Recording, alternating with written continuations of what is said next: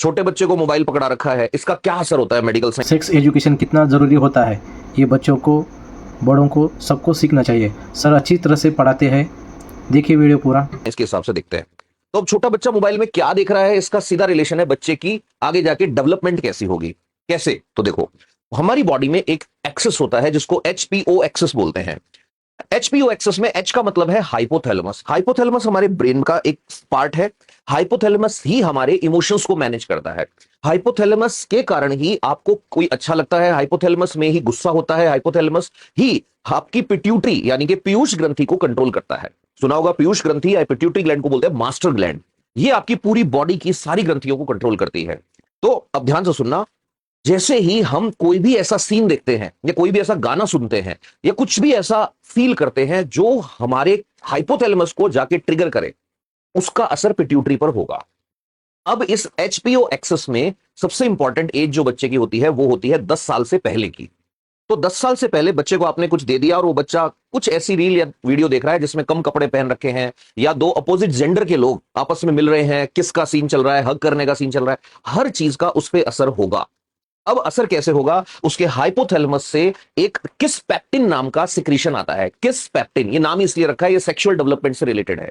ये एमबीबीएस में आता है, लेकिन अभी क्योंकि ये हर एक की लाइफ से रिलेटेड है इसलिए बहुत ध्यान से सुनना। किस पैक्टिन आता है, और भी कई तरह के सिक्रीशंस आते हैं, वो सिक्रीशंस आके पिट्यूटरी ग्लैंड को जगाते हैं। अब ये पिट्यूटरी ग्लैंड यानी पीयूष ग्रंथि को कब जागना था? इसको सेक्सुअल डेवलपमेंट के लिए या रिप्रोडक्शन डेवलपमेंट के लिए जागना था जब बच्चा 8-10 साल की एज में पहुंच जाता। लेकिन आपने उसको जल्दी मोबाइल पकड़ा दिया, तो ये जल्दी हो रहा है। अब वो जैसे पिट्यूटरी जागेगी, गोनेडोट्रोपिक रिलीज हार्मोन जीएनआरएच निकलेंगे।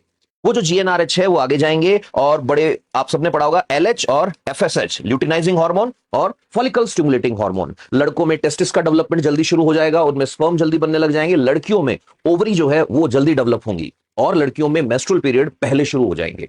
इसे कहते हैं प्रिकॉशियस प्यूबर्टी। प्रिकॉशियस प्यूबर्टी का मतलब है वो एज जो हम लोगों ने सोच रखी है कि लड़की में 13 साल की एज में पीरियड स्टार्ट होने हैं, लड़के में इस एज में जाके दाढ़ी मूंछ आनी है, वो पहले शुरू हो जाता है। लड़कियों का हाइपोथैलेमस ज्यादा सेंसिटिव होता है, इसलिए ये चीज लड़कियों को ज्यादा अफेक्ट कर रही है। अब इसका असर कहां हो रहा है? सोसाइटी में। कैसे हो रहा है? तो एक थियरी आती है जिसमें यह कहा गया है किसी इकोनॉमी को खत्म करना है तो वहां के कल्चर और वहां की सोसाइटी को खत्म कर दो। तो अब वो बच्चे और बच्चियां फिजिकली मैच्योर हो गए हैं, लेकिन इमोशनली और मेंटली उन्हें नहीं पता है सही क्या है, गलत क्या है। इसका रिजल्ट क्या हो रहा है ये हम सबके सामने है। तो कोई इस पर रिसर्च क्यों नहीं कर रहा, कोई इस पर बोल क्यों नहीं रहा? दो रीजन है। रिसर्च करने के लिए पैसा लगता है, पैसा हमेशा बड़ी कंपनियों से आता है।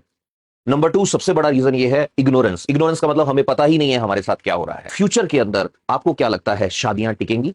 आपको क्या लगता है कि उस तरह के रिश्ते होंगे जैसे हमने देखे हैं? प्लीज कमेंट्स में जरूर बताना।